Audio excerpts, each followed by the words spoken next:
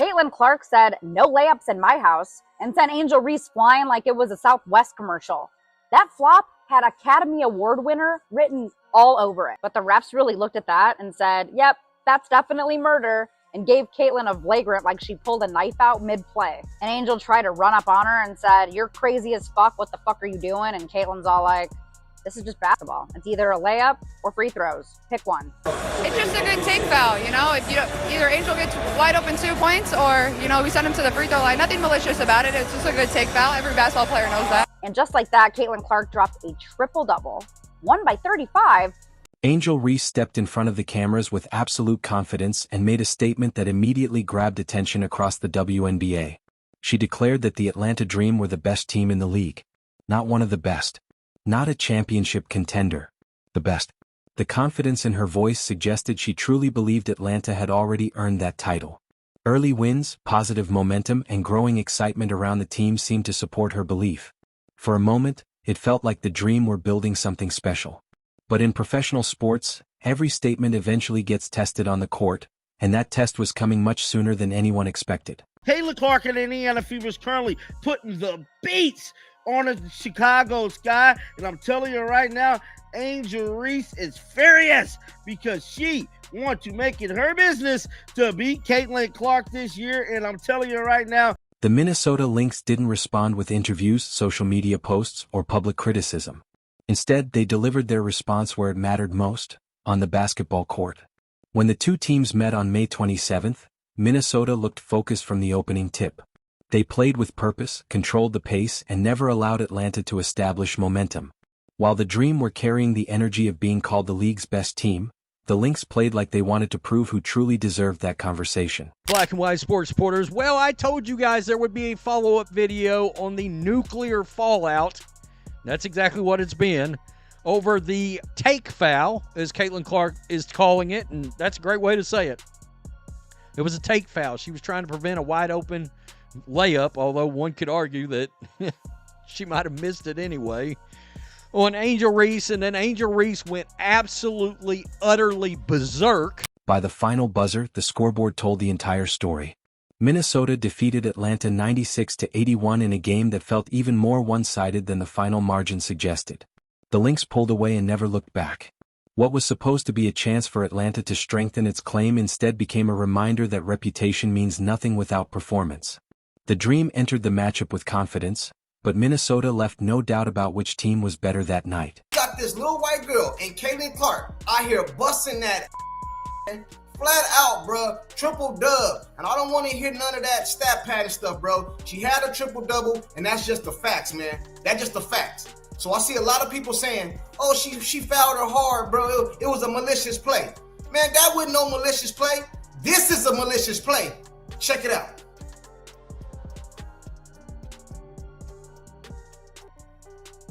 What y'all gonna say? At the center of Minnesota's dominance was veteran forward Natasha Howard. She delivered one of her strongest performances of the season, finishing with 22 points and 8 rebounds. Howard attacked aggressively, controlled the paint, and consistently punished Atlanta's defense. Every possession seemed effortless. She wasn't forcing shots or chasing stats. She was simply executing at a level Atlanta couldn't match. Her performance became the biggest storyline of the night. We need to talk about the hard foul. Caitlin Clark fouls Angel Reese while going up for a layup. People are making a big deal out of this, and me, I'm looking at it like, look, it was just a hard foul. I don't even think it was flagrant. The only thing that was flagrant was Angel Reese's response, right? How she responded to the hard foul. And obviously you can see there's still a little hate. There's still a little hate out there. But I'm gonna say this, WNBA, lean in on this. Lean in on this. Howard's impact went beyond the numbers. She brought leadership, toughness, and consistency every time Minnesota needed a basket. While Atlanta struggled to establish an identity, Howard looked completely comfortable. She played with the confidence of someone who had been through these battles before. Every rebound, every post move, and every defensive stop reminded viewers why experience matters in big games. Basketball play, refs got it right. Move on. While Natasha Howard was thriving, Angel Reese found herself under heavy scrutiny. Reese finished with 10 points, 8 rebounds, and 5 assists, but her shooting efficiency became a major talking point. Atlanta struggled offensively throughout stretches of the game, and critics immediately connected those struggles to Reese's earlier comments about being the league's best team.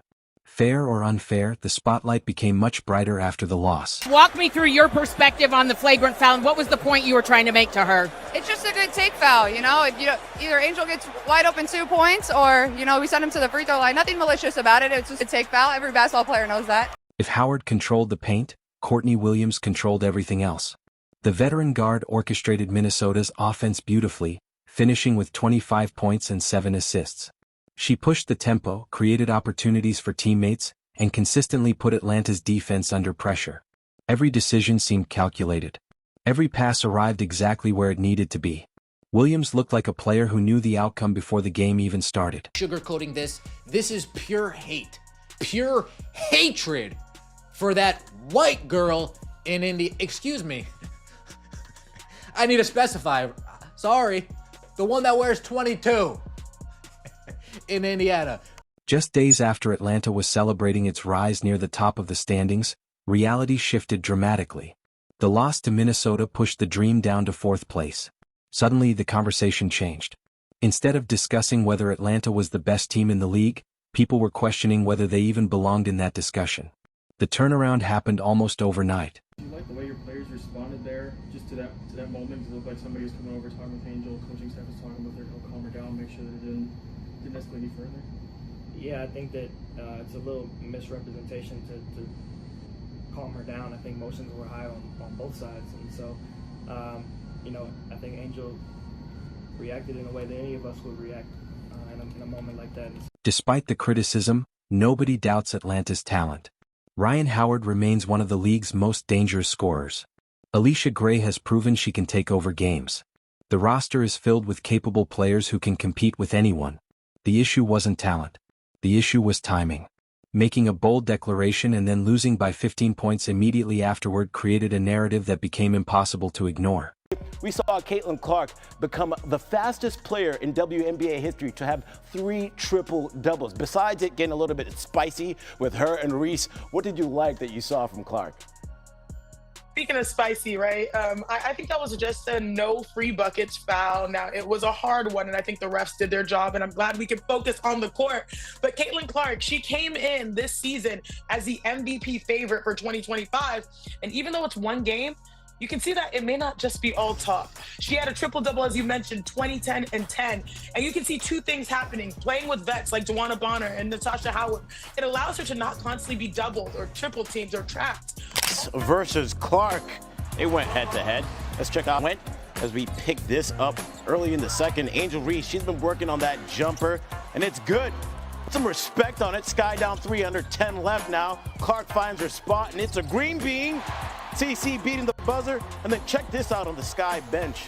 Angel Reese is like, man, come on, man. Y'all need to D up. How you gonna let her get that jump? A little shade. Fever up by 13 at the break. Third quarter.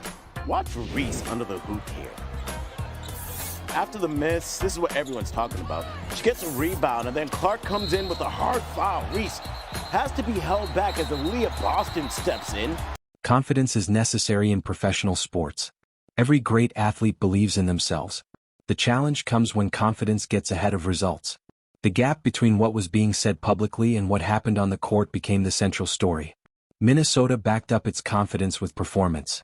Atlanta's performance failed to support the message that had been delivered just days earlier. That tensions didn't get too high after the play. Now with this play, they did call a flagrant 1 on Caitlin Clark. They said that it was unnecessary contact on the play. But I immediately knew, I was like, oh crap, this is gonna be something that goes viral. A bunch of people are gonna talk about it. People are going to make it into something bigger than it needs to be. After the victory, Minnesota didn't hide from the significance of the result. The team celebrated, shared reactions, and enjoyed the moment. It wasn't about disrespect. It was about acknowledging what they had accomplished. They had just beaten a team that publicly called itself the league's best. In sports, when you make a statement, you invite a response. Minnesota delivered theirs loud and clear. The Indiana Fever just played their first game against the Chicago Sky, and folks, it was not close. It was not close. I remember my timeline being flooded with people saying it was going to be a good dogfight. It was going to be a close game. It was going to come down to the wire. It was going to be a great one. No, it wasn't. It was a 40-point blowout. And it was a great game on one side. On the other side, it was a little questionable. It was a little questionable. But we got to see Caitlin Clark in full force. The biggest takeaway wasn't that Atlanta can't become a contender. It wasn't that Angel Reese should stop believing in herself. The lesson was much simpler.